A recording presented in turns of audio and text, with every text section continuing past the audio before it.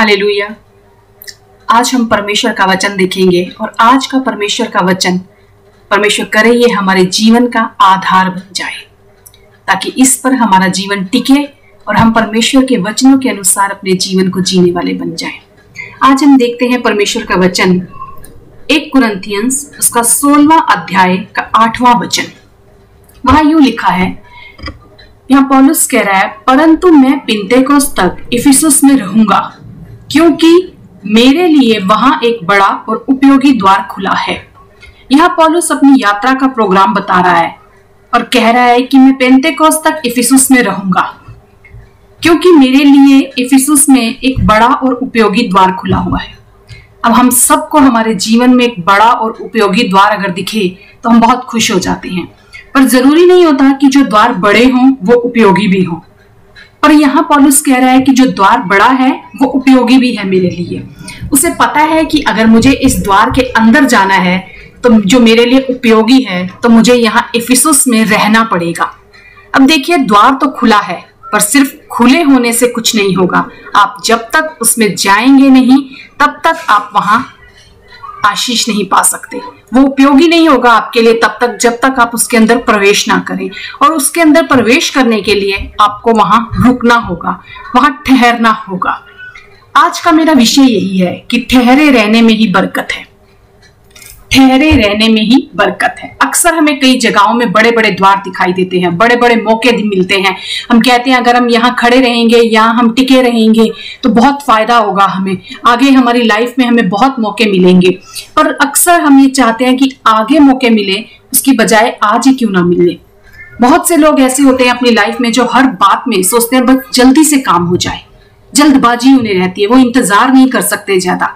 Job चाहिए, job मिल गई, अब वो सोचते हैं बस जल्दी से प्रमोशन मिल जाए, ज्यादा इंतजार ना करना पड़े। हर बात के लिए उन्हें जल्दबाजी रहती है कि चुटकी बजाते हैं उनके जीवन के सारे काम हो जाए। अगले महीने ही प्रमोशन मिल जाए, जब आज मुझे नौकरी मिली है अगले महीने ही मुझे प्रमोशन मिल जाए। 1 साल 2 साल इतना इंतजार कौन करेगा। बिजनेस हो, नौकरी हो, कुछ भी हो, हर चीज में जल्दबाजी। आज बिजनेस स्टार्ट किया है, कल ही हम उस ऊंचाइयों पे पहुंच जाएं जहां हम पहुंचना चाहते हैं। पर ठहरे रहना ये सीखना बहुत जरूरी है किसी भी चीज में, चाहे वो नौकरी हो, चाहे वो बिजनेस हो, चाहे हमारी शादीशुदा जिंदगी हो, या कोई भी ऐसी जीवन के पहलू हो। हर जगह जहां हम रुकते हैं, ठहरते हैं, तभी हम अपने जीवन में आशीषों को ग्रहण कर पाते हैं। और ठहरना क्यों मुश्किल हो जाता है अक्सर, ठहरना क्यों मुश्किल है, इस बात का जवाब भी इसी वचन में हमें मिलता है। यहाँ पौलुस कहता है 16वें अध्याय के 9वें वचन में, क्योंकि मेरे लिए वहां एक बड़ा और उपयोगी द्वार खुला है और विरोधी बहुत से हैं। मेन रीजन क्या है? मेन रीजन है हम ठहर नहीं सकते उसका कि वहां विरोधी बहुत से होते हैं। द्वार तो बड़ा खुला है, उपयोगी भी है, पर साथ ही साथ वहां लिखा हुआ है कि विरोधी भी बहुत से हैं। विरोधी भी बहुत से हैं, क्योंकि बहुत विरोधी हैं इसलिए मेरा ठहरना मुश्किल है। आप 2 चीजों को आप देख सकते हैं, या तो आप बड़ा और उपयोगी द्वार देखें अपने जीवन में, या फिर विरोधियों को देखें। आप देखें, अगर हम बड़े द्वार को देखते हैं तो हमें समस्याएं छोटी नजर आती हैं, विरोधी छोटे नजर आते हैं। और हम जब अगर बड़े द्वार को देखते हैं या फिर विरोधियों को देखते हैं, ये दोनों में से हम किस चीज को चुनते हैं, यही निर्धारित करता है हमारे जीवन की आगे की यात्रा को, कि हमारी यात्रा कैसे तय होगी। बड़ा दरवाजा, बड़े उत्साह हमें नजर आते हैं, मगर विरोधी दिखते हैं तो हमें डर नजर आता है, डर जाते हैं हम। और पौलुस कह रहा है कि मैं इफिसुस में रहूंगा, चाहे विरोधी हैं तो भी मैं बड़े और उपयोगी द्वार को जो मेरे लिए खुला है उसे ही देख रहा हूं। और वो वहां इफिसुस में रहने का निर्णय लेता है। वो कहता है मैं तो यहाँ रहूंगा और जो बड़ा और उपयोगी द्वार है मैं उसमें प्रवेश करूंगा, क्योंकि वो मुझे दिखाई दे रहा है और मैं उसे ही देख रहा हूं। अब जब पौलुस इफिसुस में रहता है तो वहां उसके साथ क्या क्या हुआ, अगर हमें ये देखना है तो हम प्रेरितों की पुस्तक के 19वें अध्याय में हमें देखना होगा। वहां इसकी पूरी यात्रा का पूरा वर्णन लिखा गया है कि इफिसुस में जब पौलुस रहा तो उसने वहां क्या क्या सहा। जब पौलुस इफिसुस में रहा तो शुरू के 3 महीने में तो बहुत अच्छा रहा, सब कुछ अच्छा चलता रहा। अक्सर ऐसा होता है कि हमारे जीवन में नौकरी जब लगती है या कोई बिजनेस हम स्टार्ट करते हैं तो शुरू शुरू में तो ठीक चलता है, 3-4 महीने, या नई नई शादी होती है तो भी लगता है 3-4 महीने तो सब ठीक था। पर समस्याएं कब शुरू होती हैं, विरोधी कब खड़े होते हैं, जब कुछ समय बीत जाता है, 3 महीने, शुरू के 3 महीने सब कुछ ठीक रहा, पर धीरे धीरे बाद में लोग उसके विरोध में उठने लगे। और पौलुस यहाँ परमेश्वर के वचन का प्रचार कर रहा है। अब वो प्रचार करता रहा, विरोध चलता रहा। 2 साल तक वो अपने काम को करता रहा और प्रचार भी होता रहा और विरोध भी होता रहा, पर उसने अपना काम नहीं रोका, उसने प्रचार करना नहीं रोका। अचानक से 2 साल के बाद 19वें अध्याय का 11वां वचन कहता है कि परमेश्वर पौलुस के हाथों से सामर्थ के अनोखे काम दिखाता था। 2 साल के बाद 2 साल तक वो विरोध को भी सहता रहा और अपना काम करता रहा, और 2 साल के बाद परमेश्वर ने पौलुस के हाथों से अपने सामर्थ के काम दिखाने शुरू किए। वचन कहता है 12वां वचन कि यहां तक कि रुमाल और अंगोछे पौलुस की देह से स्पर्श कराकर लोग बीमारों पर डालते थे, उनकी बीमारियां चली जाती थी और उनमें से दुष्ट आत्माएं निकल जाती थी। इस रीति से परमेश्वर ने अपनी सामर्थ से पौलुस को भर दिया। वो पौलुस जो परमेश्वर के काम को कर रहा था, परमेश्वर के वचन का प्रचार कर रहा था, 2 साल तक वो उस विरोध को सहता रहा। शुरू के 3 महीनों में सब कुछ अच्छा रहा, लेकिन उसके बाद में उसका विरोध शुरू हुआ और 2 साल तक वो उस विरोध के बीच में परमेश्वर का काम करता रहा। और 2 साल के बाद परमेश्वर ने अपनी सामर्थ पौलुस के ऊपर उतारी। अक्सर हमारे साथ ऐसा ही होता है। कितना समय हम इंतजार करें? 6 महीने, 7 महीने, 1 साल? 1 साल हो गया, अब तो बहुत हो गया, अब तो इसमें यहां बने रहना बहुत मुश्किल हो गया है, और हम गिव अप कर देते हैं, छोड़ देते हैं उस जगह को, क्योंकि अब और नहीं सहा जाता। लेकिन पौलुस 2 साल तक अपनी जगह पर डटा रहा और वो काम करता रहा। 2 साल के बाद परमेश्वर ने अपनी सामर्थ उसके ऊपर दिखानी शुरू हुई, और ऐसा काम परमेश्वर ने किया कि जो लोग वहां पे झाड़ा फूकी करते थे वो भी अपने काम धंधे बंद करने लग गए। इतना इस रीति से परमेश्वर के काम वहां बढ़ने लगे, इस रीति से परमेश्वर का वचनों का प्रचार वहां होने लगा। वो जो झाड़ा फूकी करने वाले लोग थे, उन्होंने अपनी पोथियां लाकर जला दी कि अब हमें इसका कोई काम नहीं है, अब तो लोग हमारे पास आते ही नहीं है। उसी बीच में एक व्यक्ति खड़ा होता है, देमेत्रियुस, जिसका काम था मूर्तियां बनाकर बेचना। जब वो देखता है कि अब ये जो लोग हैं ये सब जान गए हैं कि हाथ से बनाई हुई मूर्तियां ईश्वर नहीं है, और वो सच्चे परमेश्वर को जान गए हैं, अब वो सच्चे परमेश्वर के पीछे चल रहे हैं, अब हमारे मंदिरों में तो कोई जा ही नहीं रहा, मूर्तियां तो बिक ही नहीं रही। तब उसने अपने और साथियों को इकट्ठा किया जो उसी के व्यवसाय के थे, और फिर उनका विरोध तेज हो गया। उन्होंने उनको धमकियां दी, पौलुस को, उसके और जो साथी थे उनको पकड़वाया, उनको धमकियां देने लगे, उनका विरोध करने लगे। लेकिन अगर आप आगे 19वें अध्याय में पढ़ेंगे तो धीरे धीरे सब कुछ शांत हो गया। जब आप बड़ा काम करेंगे तो विरोध तो होगा ही, पर अगर परमेश्वर आपके साथ है और आप उसकी इच्छा के अनुसार वहां टिके हुए हैं तो कोई विरोधी आपका कुछ नहीं बिगाड़ सकता। कई बार मसीह सोचते हैं कि बस मुझे कुछ सहना ना पड़े, मुझे कुछ सुनना ना पड़े, बस प्रभु चमत्कार कर दे, बड़ा द्वार और उपयोगी द्वार खोल दे और सब कुछ मुझे यूं ही मिल जाए। पर पौलुस डटा रहा अपनी उस जगह पे, वो ठहरा रहा इफिसुस में, और उसने सामना किया उन सारे विरोधियों का, उन सारी परिस्थितियों का। पर एक और व्यक्ति के बारे में हम पढ़ते हैं, वो है यिर्मयाह। अगर हम यिर्मयाह का 12वां अध्याय देखें तो वहां यिर्मयाह के पास भी कुछ चैलेंजेस हैं, और वो उन चैलेंजेस से भाग रहा है। वो कहता है कि लोग तो मेरी सुन ही नहीं रहे हैं, और परमेश्वर मैं तेरे वचन को जब उन्हें बताता हूं तो इस वजह से वो मुझे मारने के तुक्के ऊपर आ रहे हैं, वो मेरी जान लेना चाहते हैं। और इस सब के बीच वो परमेश्वर से कहता है, पर परमेश्वर तू फिर भी शांत है, न्याय नहीं कर रहा है। यिर्मयाह की ये समस्या है कि वो लोग मेरे खिलाफ खड़े हो रहे हैं, मेरे विरोधी बन रहे हैं, मेरे को जान से मारने की कोशिश कर रहे हैं, पर परमेश्वर आप शांत है। और इतना ही नहीं, वो कहता है मैं तो धर्मी हूं, पर ये जो लोग हैं ना, ये सारे दुष्ट लोग हैं। वो अपनी तुलना उनसे करने लगता है अपने जीवन की, बोलता है मैं धर्मी हूं पर वो दुष्ट है, पर फिर भी उनकी चाल सफल हो रही है, वो सुख से रह रहे हैं, तो उनको नाश क्यों नहीं कर रहा है।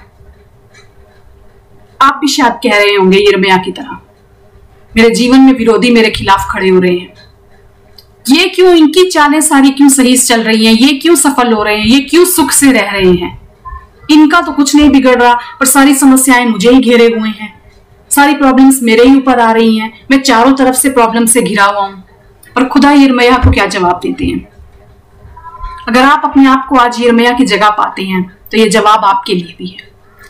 12वें अध्याय के, यिर्मयाह के 12वें अध्याय के 5वें वचन में परमेश्वर उससे कहते हैं, तू जो प्यादों ही के संग दौड़कर थक गया है तो घोड़ों के संग कैसे बराबरी करेगा। खुदा कहते हैं कि तू प्यादों ही के संग दौड़कर थक गया, यानी परमेश्वर इन विरोधियों को जो उसके खिलाफ खड़े हो रहे हैं बोल रहे हैं कि ये तो प्यादे हैं, अब प्यादे कौन होते हैं? प्यादे वो होते हैं जब हम, अगर आपने कभी टीवी में या किसी मूवी में देखा होगा कि जो दो सेनाओं का युद्ध होता है, उसमें आगे बहुत से पैदल जो सैनिक होते हैं वो सिर्फ भाला लेकर चलते हैं। वो ज्यादा शक्तिशाली नहीं होते, लेकिन पर उनका झुंड बहुत बड़ा होता है। फुटमैन उनको कहा जाता है, प्यादे यानी फुटमैन। वो पैदल ही चलते हैं। जब दो सेनाओं का युद्ध होने वाला होता है या वो तैयारी में खड़ी होती हैं युद्ध के लिए, तो ये पहले जिस सेना होती है शत्रु के खेमे में, वो सारे प्यादों को दौड़ा देती है।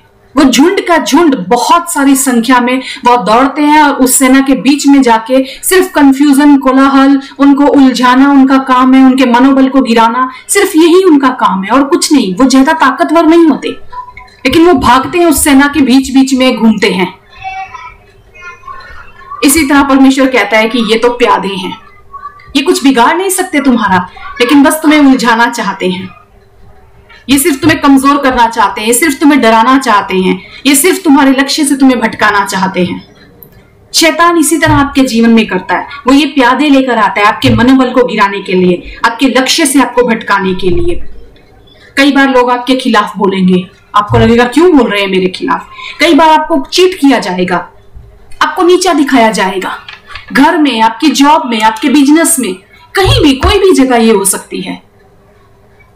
हर जगह ये छोटे छोटे प्यादे आपकी लाइफ में खड़े होंगे ताकि आप गिव अप कर दें, आप घबरा जाएं, आप उस जगह को छोड़कर चले जाएं। अगर आपके जीवन में, आपकी जॉब में कोई आपको परेशान कर रहा है, आपके विरोधी बार बार खड़े हो रहे हैं, आपको दिख रहा है कि उस जॉब में मेरे लिए फायदा है, मेरे लिए बड़े बड़े अफसर आगे पड़े हुए हैं, मुझे बहुत से मौके मिल सकते हैं इस जॉब में और ऊपर तक जाने के, लेकिन आपसे वो बर्दाश्त नहीं होता।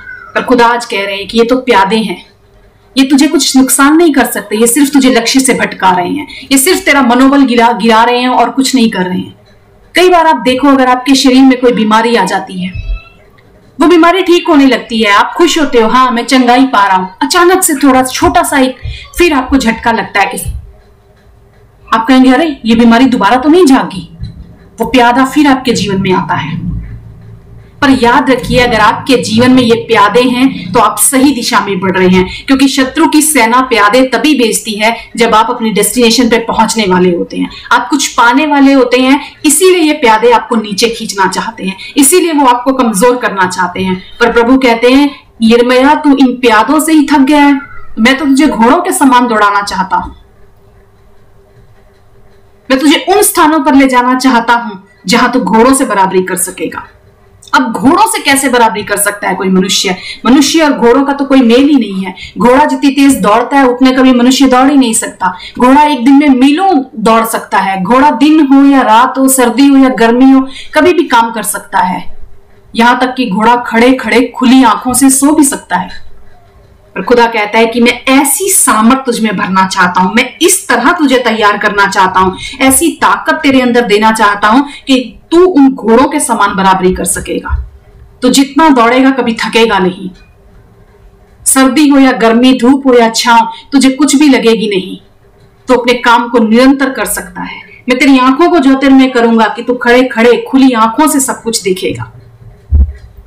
उस स्थान पर मैं तुझे ले जाना चाहता हूं, वो शक्ति में तेरे अंदर भरना चाहता हूं। एलिया के बारे में आपको मालूम होगा, एलिया के सम्मान परमेश्वर आपको बनाना चाहता है। जब आहाब अपने रथ पर सवार होकर दौड़ने लगा, निकला जब वहां से, तब परमेश्वर ने एलिया पे ऐसी शक्ति उतारी कि एलिया आहाब के रथ के आगे आगे दौड़ने लगा। वो एक व्यक्ति था एलिया और आहाब रथ के ऊपर सवार था, पर एलिया पर परमेश्वर की वो शक्ति उतरी कि वो उस रथ से आगे दौड़ने लगा। परमेश्वर वो शक्ति से आपको भरना चाहता है। वो कहता है कि तुम घोड़ों की बराबरी करोगे और थकोगे नहीं। इसीलिए खुदा चाहता है कि इन प्यादों का सामना करो, इन प्यादों से ना घबराओ। ये जो विरोधी, ये झुंड के झुंड आपके ऊपर आते हैं, आपकी तरफ आते हैं, ये कोई शक्तिशाली नहीं है, ये तो छोटे छोटे प्यादे हैं। ये तो वो फुटमैन है जो सिर्फ आपको उलझाना चाहते हैं, ये कुछ और नहीं करना चाहते। ये आपके लक्ष्य को भटकाना चाहते हैं, ये सिर्फ आपको डराने के लिए, आपका मनोबल गिराने के लिए आपकी तरफ दौड़ रहे हैं। इन विरोधियों का सामना करो, इन प्यादों का सामना करो। जब तुम इन प्यादों से लड़ लोगे तभी तुम्हें घोड़ों की बराबरी तुम कर सकोगे। इसीलिए खुदा कहता है ठहरे रहो। पौलुस इफिसुस में रुका रहा, उसने उन विरोधियों का सामना किया, क्योंकि उसे वो विरोधी बहुत बड़े नहीं, सिर्फ एक प्यादे नजर आ रहे थे। उसने उनका सामना किया, वो ना अपने लक्ष्य से भटका और ना ही उसने अपने लक्ष्य को खोया। 2 साल वो उस विरोध को सहता रहा और परमेश्वर की सामर्थ उसके ऊपर इस रीति से उतरी कि लोग उसके शरीर से ही अपने रुमाल और अंगोछों को स्पर्श करा कर ले जाते थे तो रोगी चंगे हो जाते थे, दुष्ट आत्माएं उनमें से निकल जाती थी। खुदा ने आपको डर की नहीं पर सामर्थ की आत्मा दी है। पौलुस के समान अपने हियाव को बढ़ाइए, पौलुस के समान तैयार हो जाइए उस बड़े और उपयोगी द्वार में प्रवेश करने के लिए। इफिसुस में रुके रहिए, ये प्यादे आएंगे लेकिन इनकी परवाह ना कीजिए, ठहरे रहिए, क्योंकि ठहरे रहने में ही बरकत और आशीष है।